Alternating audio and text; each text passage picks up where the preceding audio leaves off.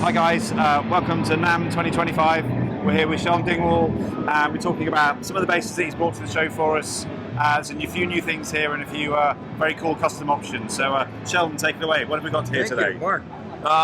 Very proud. This is the first production run of the SP1. Okay. We've been working on this for years. Yes, I know. And actually, you know what?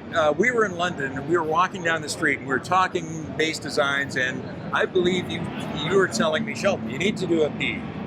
And so here we are. Here we are. Here we are. Nearly here. In a back alley with having a P. Yeah, absolutely. Bang on. What's special about this? Thinner body. So you get the lightweight of having a chambered body, but you have a solid tone. Yeah, I like that. Completely different. We spent a lot of time reworking the pickups. The goal in mind was to try and get a little bit of the quality of hitting a timpani with a mallet. Okay. Don't ask me why. That's just, to me, that... Yeah, percussive. Yeah, I get it. I like that tone. Yeah. 4-position rotary switch. Okay. So that's series parallel again, exactly. So and in Japan, a lot of people are modifying their PJs to put them in series because that is the new cool tone. Okay, right. And so we have it baked in. One-piece maple neck. Okay. And it's a nice profile. I was playing it earlier on, and it's really comfortable. Yeah. It's based on skateboard ramps and how to feel get to one side to the other as quickly as possible. Got it. Nice. 5-bolt neck. Yep, I noticed that. Minimalist bridge. Yeah. And I'll just take a second here to talk about the minimalist bridge. Yeah. So the bridge is designed so that the whole thing can be shimmed up or down in the pocket so that you maintain the lowest possible angle over the strings. Why is that important? Because it makes the strings last longer. Yes, it does. You don't want too much of a break angle. Yeah, too much break angle breaks the string, and the guys that need all that angle are the guys that play hard. Yes. So it's a double whammy, and so this way. Really neat idea. Yeah. And tell us about this pick guard as well. This is different. This is unusual. I haven't seen anything like this before. Okay, so because it's really hard to ride the line between retro and modern, but we always want to look like we're trying to push things forward. So we have a really talented artist on the team named Hugh Fisher, and I brought him a concept. Hugh, can you design something that looks like art and tort at the same time? Okay, it's really cool. And so I had him do 20. Really? And then these are digital copies of them. They're slightly transparent. So the color of the finish also influences the color of the pickguard. So if you put this on black, it's dialed way back. If you put it on brown, it has more brown tones to it. Very cool. And because the material is transparent, we can do any color. And so we could do a white pickguard. We could do subtle shades, almost anything in the rainbow. And there's nothing attached to the pickguard. Yeah, I can see it's floating around the knobs and everything. Yes, it's the knobs aren't mounted into it, which is different. I've never seen this before. You can change the pickguard. So the whole thing just lifts off, and then you can stick it. You don't even have to undo. That's brilliant. Yeah, I like that. That's a really good idea. Yeah, and also they always used to get fragile around here, and the bits would break off. Exactly. Yeah. That's cool. It's use the material for what its strengths are. Yeah. Decorative. Yeah. Not structural. Correct. Yeah. Yeah. I like that. Oh, and so these are new tuners for us. Yes, I can see that. Really and when I toured the manufacturer, I was just blown away. Can we by show the this quality. to the camera at all? Is it possible we can see that? And so I was looking for a modern shape, but a vintage shape, and so I started designing a lollipop. And it's a mini lollipop. Yeah, and it's a flattened down lollipop as well. Yeah, and super lightweight. Yeah, I can see. And so I got the design just how I wanted it, and I asked them if they could do that shape for me, and they go, yeah, we already do. And they showed it to me, and it was the exact same thing. So all that work for nothing. Dang. No, but it's really nice. And I know people have got these pre-ordered. They're really excited. So it was nice for me. I had the opportunity on Thursday to sit down with the 4 and the 5 and just familiarise myself with the feel of the instrument. I haven't had a chance to listen to it. We'll hopefully do that in a little while. Well, I hope you'll be as happy as we are. I will be reporting back. So what else is going on here, Sheldon? This looks interesting. Yeah, and just a real quick reminder to our customers, your customers. We have company values, and our values are quality first, then cost, then time. And so if we get those upside down, and if we rush something, that means the quality is lesser. Okay. It can only be one way, and that's just not how we roll. Okay. So oftentimes things will take longer than expected, but it's only because we're not going to ship until it's right. I know that, Sheldon. Trust me. I think we all get it. We all know that you want it to be absolutely 100% when it arrives. That's important to us. That's important to everybody. So that's good. So this is the 2025 spec for the NG. Oh, okay. Minimalist bridge. Yeah. Which, frankly, we're going to be spreading that across the entire line, except for the Z series. Yeah. We've reduced the length of the switch. Yeah, because that's so vulnerable. So this is way better. Yeah, and so it's protected by the knobs in the bridge. Yeah, much better. It took us forever to figure out what was happening to the switches, because every now and again one would break. Yeah. And it was from sliding it into the gig bag. It would catch on something. Got it. Not from use, but just from... Yeah.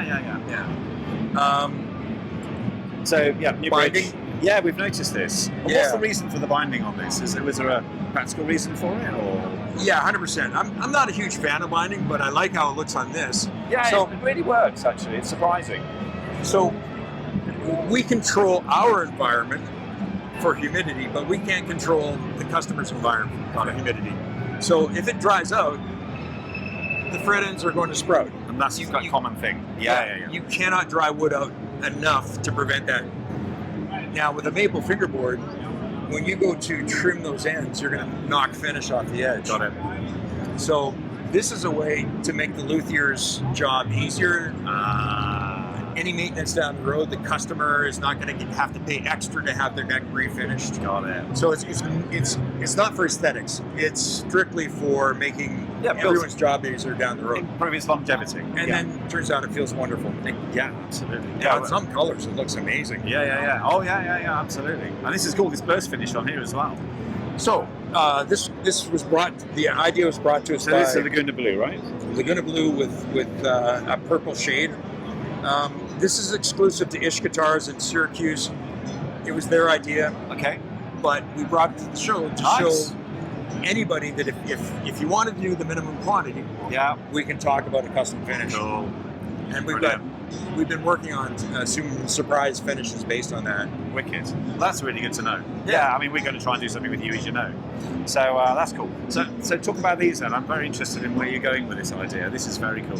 So the Combustion, it's now in its 15th year. Yeah. It was always designed as a platform that you could be modified, either like a Harley Davidson, where you go buy your own parts and stick them on, or by us. Yeah. And so out of the Combustion platform came the NG, came the John Taylor, and what else? And the Nashville. Yeah. So I spent time in Nashville, not only with the live musicians, who in Nashville, they can play 12 hours a day. Oh, yeah. 7 days a week, and often do, because that's a quick way to buy a house. Yep. One guy had a catalog of 4,000 songs that he could recall from memory. Okay. That's a completely different set of needs than somebody who plays on weekends or somebody who plays. I agree. Yeah. And so we haven't done a blend since the 90s. I know. And the reason is because blends damp treble, and they put a load on the pickups and damp output. And so we've always been opposed to that, but these musicians are different. They're Fender guys. Yes. They don't have time to think about their controls, and this is familiar. It does exactly what they expect. I agree. And so the blend is in combination with this toggle switch. I'll talk about that in a second. Okay. The blend just does the outside pickups. Okay. Everybody is familiar. Everyone knows with where it is. It's neck, bridge, neck. You never have to think about it. In Nashville, the P is now currently the king, and that's the most common recorded tone for bass in Nashville. If you want a P, there you go. Right. You have the middle pickup soloed. So what does the switch do then? It bypasses the blend Okay. and solos the middle pickup. So you don't get the other two, you just get Yeah. that one. Oh, I see. Right. So that's an So- override switch. Yes. So now you've got a blend for all the Okay. J combinations. Now you got a P, Just straight up, off you go. and you get all the output and high end back, and you Got can it. you can actually hear it. It's a Right. significant difference. Passive treble. So if Yeah. you don't want all that high end, Yeah. you can take it down. Cool. And that's the knee preamp in there, is it? This has got the knee preamp in Yeah, there? yeah. Got it. But leave the toggle in the center. Okay. Now you have all three. Oh, right. So you can blend between a humbucker in the bridge Or a humbucker. or a humbucker in the neck, Genius. or leave it in the middle and have all three pickups. Cool. And you don't have to think about it. It still has the natural blend. Yeah. Exactly. Tighter, warmer. Yes. Same progression, but now with an extra sound in the middle. Don't have to think about it. Wow. The Neve preamp, as we all know, is an incredible sounding preamp. I wasn't aware of the Pultec, and so one of the reasons that Pultecs are so popular is because I don't know how they figured this out, but they boost actively and they cut passively. Yes, that's right. And so this preamp is capable of that. Brilliant. Boost the treble, there's no hiss, and then roll back the tone, Got and it. you get this wonderful round upper mid-range that's present Yes. but round. Cool. Interesting. So you've come at this from a slightly different angle, but you've achieved a whole new range of sounds that Yes. that are, and I think that's a good suggestion because there's certain people that like very traditional sounds. 100%. And that's the idea behind the pickguard. I've always been a fan of the original P, Yeah. and I tried to make that work, and it just looked terrible. So I thought, okay, well, what can I do that? It's cool, and it really changes the visual dynamic of the instrument. It really does. It's quite Yeah. stark. Actually, Yeah. I didn't realise it was a combustion at first. I was like, oh no, it is just a combustion. I honestly thought it was a different instrument. So yeah, well done. That's a good move. Now, so some people have questions. The solo rails. You know, are we going to do Nashvilles with the solo rails? Yes, because we had 40 combustions available now. Yes, I get it. And they sold out in a day. Yeah. If you put an order in it for a Nashville now, you're going to get the minimalist Got bridge. it. But these are closer to a traditional bridge. So if that's the way your ears lean and you're not a super aggressive player, I get it. these are a great sound. Straightforward and metal bridge. Easy to adjust. Yeah, totally get it. Now, Simon Padalka, luthier from Russia. Okay. Everyone agrees Simon is one of the best luthiers in the world. Even other luthiers. Yeah, it's Simon. Yeah. Okay. I would say Paul Hilliker in our shop, they are equal. Okay. Even if you look at them, they look like they're brothers. They look very similar. It's quite spooky. So when Simon wanted to emigrate out of Russia, we got the call and it was like, would you like to work with Simon? And it was like, absolutely. So Simon came to Canada. He's now on the Dingwall team. Wow. Monday to Friday, 9 to 5, they're building Dingwalls. And then evenings and weekends, they have complete run of our facilities to continue with the Padalka brand, to Okay. continue with the Hilliker brand. So they build their own brands in our facilities. Wow. That's great. Which gives That's them like cooperative sort of thing. 100%. Yeah. Brilliant. I like that. Remember how Steinberger and Spectre They used to work out of the New York warehouse, right? out The of the community or whatever it was. Yeah, and all the great instruments that came out of that collaboration. I like that. So these are based on the Prima artist. Yeah, And I it's can like, see. okay, guys, if you were going to build one for yourself, what would you do? And so Paul loves black, and he tied it in with our logo, black and gold. Got it. And so Eagle Bolt frets, brass bullseyes, Nice. polished brass risers on the bridge, Amazing. solid one-piece flame maple body, spalted maple top and back. The spotted maple looks amazing with that dark finish on it. It looks incredible. And so, and what Paul wanted was almost like Easter eggs. So it's got a spotlight on it, so you really see the spot. But under normal lighting, if you're it's back quite there, subtle. it looks like a black guitar. Yeah. And then the closer you get, the more your eye picks up. Oh, wait a minute. Yeah. Wait a minute. Oh, I mean, even the inlays on this bass are almost impossible to see. yes. But when you look closely at them, they're not just blocks. They're I can see. blocks in blocks. Yeah. So essentially, this is showcasing new ideas, new concepts, finishing and Yes, just artistic endeavor. these guys are racehorses, so let's give them a chance to run. Totally. And so this will be something that we continue to do. Cool. You can't spec one, you can't order one. It's these guys are going to build based on their creative impulses, and when they're done, they're done. When they're ready, and then we have a lottery system to try and be as fair as possible, similar to, let's say, Ferrari, where you can't just buy it. You actually have to be a long-standing Dingwall customer so that we know it's going to a good home. Yes. These are, there's too much love put into these I get it. to be just hanging on somebody's wall. I get it. No, I do. And it's great.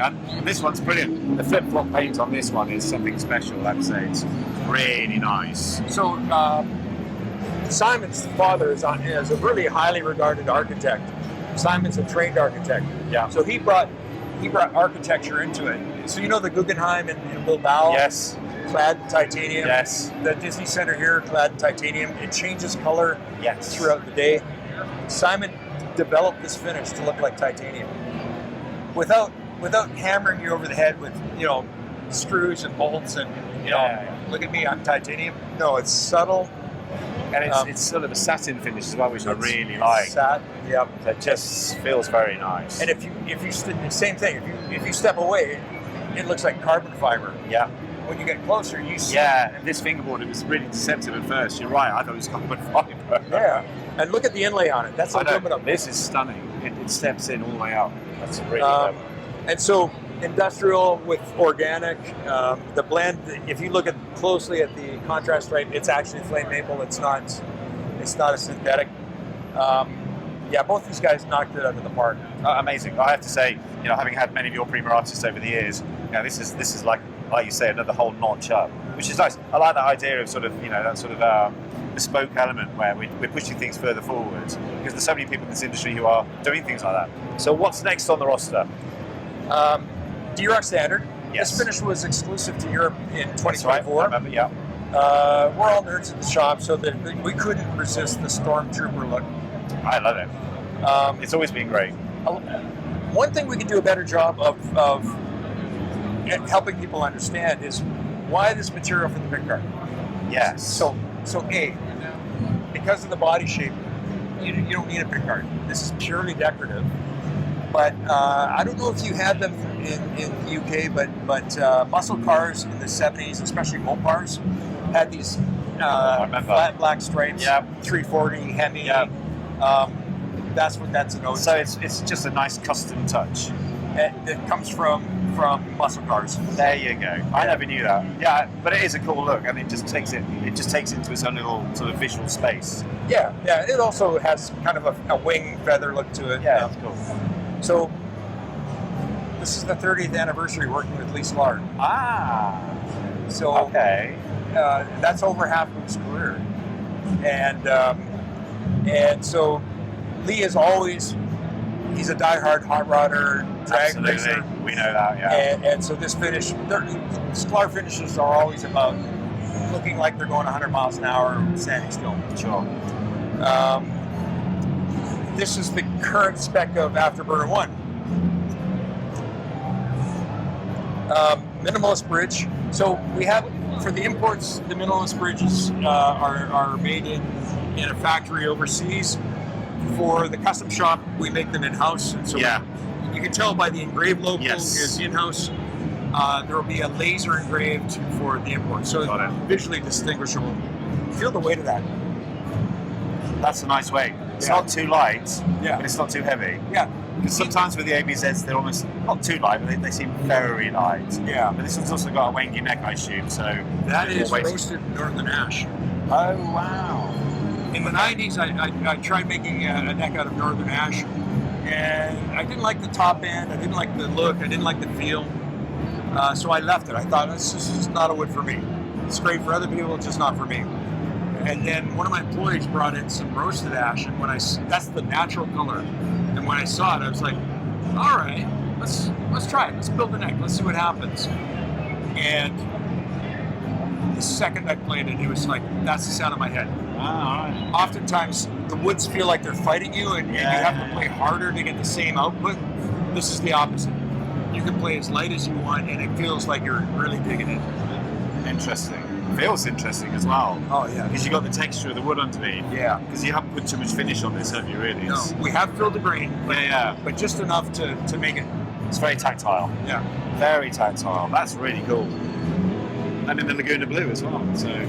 Not Laguna Blue. This came from BMW. Okay. That I saw in the freeway and took a picture of. Yes. It's. I know the colour. I can't think what it's called, but I know. I have no idea what I just held my phone up to Hugh and said, "Make me that color." This is the elusive This is X space. So there's a couple of things going on here. Okay. I drew the shape like 10 years ago. Yeah. It came from the Prima artist. The outturned horn hugs your leg. It's really comfortable when you got it on. Super comfortable. This is the only one. We built it. So there are other larger companies. They won't tell you what they're building. I understand. They build it. They come to a trade show. They got warehouses full, and they sell. Yeah. We like to be more responsive to the customer, and it's a tool that has to perform a job. It needs to take a musical idea, musical emotion, translate that through the tips of your fingers, and make everyone in the audience feel like standing up. Okay. So I like to have a lot more customer input. The goal is 100% made in Canada. Yeah. But get help from other luthiers. Okay. Where we're struggling to be able to just do what we're doing. Like, Sure. Our paint booth is at capacity, our sanding is at capacity. We have experts that could do that for us. Okay. That are master builders themselves. Okay. And so the idea is we'll machine the parts, send them out for sanding and finishing, get them back, final assembly. Cool. Leave pram. Yeah. One finish option. Yep. Oven call neck, rosewood fingerboard, limba body. Yep. Last but not least, your friend of mine, John Taylor. On our recent tour through Europe, we had some feedback from bass players. There's standing out in the mix, and there's sitting back in the mix. Yeah. But there's visual too. Standing out on stage or sitting back on stage. And we had customers that wanted to sit back on stage, and so we came up with the Stealth version with kind of an Aston Martin in mind. Okay. And so it's the standard Taylor with all the 2025 upgrades, and with ghost stripes instead of. I don't know. Can you pick that up on the phone? Is that coming through? They're super subtle, and that's what those customers I think it's a good move. We've definitely had people in the shop saying the same thing, saying, I like the bass, but I'm not sure if I want the stripes. I had a really long conversation with the guy the other day about it. So thank you for doing that. That's brilliant. And that is it. Thank you, Sheldon. For 2025. It's been a pleasure. Thank you, Mark. We'll see you at the bass show in a few weeks. Yeah, and if I can just say one thing, you're one of the people that I've always considered to be a part of Dingwall, and you're one of the guys that I bounce ideas off of because you have a knowledge of bass that is so sophisticated that I value your opinion. It's very kind of you to say so, Sheldon. Thank you. I appreciate that. It's very nice of you to say so. For any customers of Mark, this is the man. Bless you. Thank you, Sheldon. It's been a pleasure, mate. Thank you. Thank you so much.